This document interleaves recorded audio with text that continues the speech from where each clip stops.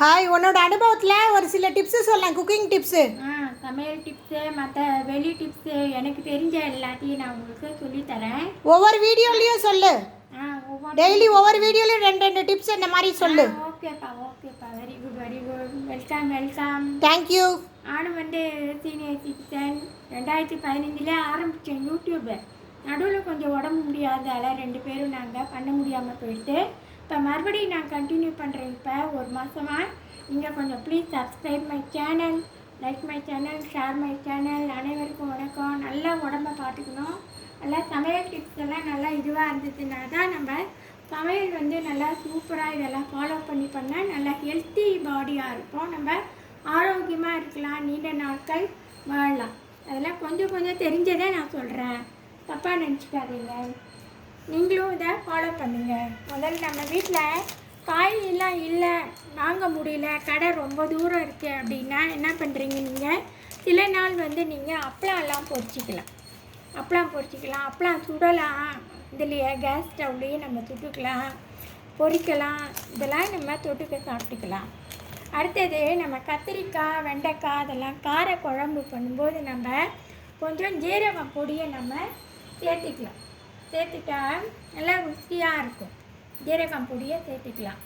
வச்சுருந்தது இந்த ஜீரகம் பொடி அதை எடுத்து மேலே எடுத்துதான் நம்ம கத்திரிக்காய் காரக்குழம்பு, வெண்டைக்காய் காரக்குழம்புலாம் செய்யும்போது நம்ம ஜீரகம் கொஞ்சம் சேர்த்துக்கோங்க. சுவையாக இருக்கும், நல்லா ருசி கூட்டலாக இருக்கும். அடுத்ததான் இப்போ நம்ம துவரம் பருப்பெல்லாம் வேக போடும்போது சில சமயம் வேகாது.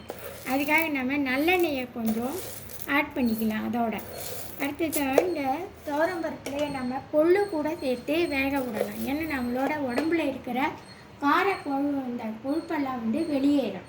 அப்புறம் கொஞ்சம் வெந்தயம் கூட நம்ம ஆட் பண்ணிக்கலாம் குழம்புல. ஏன்னா அப்போ தான் சாயந்தரம் வரைக்கும் நம்ம இரவு வரைக்கும் நம்ம இதை கெடாமல் பார்த்துக்கலாம். சாம்பார், குழம்போ எதுவோ நம்ம கெடாமல் வச்சுக்கலாம். அடுத்ததாக இந்த பாத்ரூம் டிப்ஸ் பாருங்கள். நடுவில் இந்த கற்பூரம்லாம் நம்ம எல்லா மூலையிலையும் பாத்ரூமில் போட்டோம்னு வச்சுக்கோங்க, பூச்சி கீச்சி எல்லாம் அண்டாது, எல்லாம் போயிடும். அதே மாதிரி நம்ம துணியில் பீரோ இதெல்லாம் அதிலெல்லாம் நடுவில் கூட நம்ம இந்த பொடி பண்ணி அப்படியே தூளாக எல்லா மூலையிலையும் கொஞ்சம் கொஞ்சம் சேர்க்கலாம். அப்புறம் இந்த ஸ்மெல்லெல்லாம் போகும். நம்ம ரூமில் கூட எல்லா மூலையிலையும் கொஞ்சம் கொஞ்சம் பொடியாக போட்டிங்கன்னா நாற்றம்லாம் வெளியில் ஓடி போயிடும், துர்நாற்றம்லாம் வெளியில் போயிடும். அடுத்ததாக துர்நாற்றம்னு சொல்லும்போது நம்ம பாட்டெல்லாம் இப்போ நம்ம ரொம்ப நாள் ஆகிடும், பாட்டெல்லாம் கொஞ்சம் ஸ்மெல் அடிக்க ஆரம்பிச்சிடும். அதனால் நம்ம என்ன பண்ணணும், இந்த பாட்டிலில் கடுகு கொஞ்சம் போட்டு கொஞ்சம் ஒரு ஸ்பூன், அரை ஸ்பூனு இல்லை 2 ஸ்பூன் நல்லா போடுங்க. போட்டு பாட்டிலில் போட்டுட்டு ஹாட் வாட்டர் போட்டு நல்லா ஊற வைங்க. ஊற வச்சிங்கன்னா பாட்டிலில் நல்லா பளபளன்னு இருக்கும்.